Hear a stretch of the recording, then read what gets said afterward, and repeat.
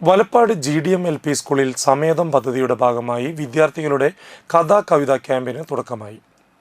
വലപ്പാട് ഗ്രാമപഞ്ചായത്ത് president PK Mohan master ഉദ്ഘാടനം ചെയ്തു. ക്ഷേമകാര്യ standing committee chairperson Rashmi Shijo അധ്യക്ഷത വഹിച്ചു.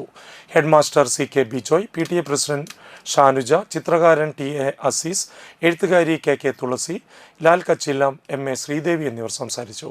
കവിതയും ആസ്വാദനവും എന്ന വിഷയത്തിൽ KK തുളസിയും രചനാ പരിചയം എന്ന വിഷയത്തിൽ TM അസീസും ക്ലാസുകൾ നയിച്ചു.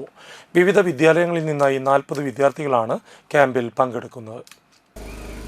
നമുക്ക് കുറേ അനുഭവങ്ങളും കുറേ കാര്യങ്ങളൊക്കെ ഉണ്ട്. കവിത നമ്മൾ നന്നായിട്ട് ആസ്വദിക്കണം, അല്ലേ?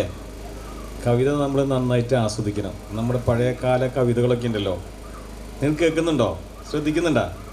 നമ്മൾ കവിത നന്നായി പഠിച്ച്, അല്ലേ?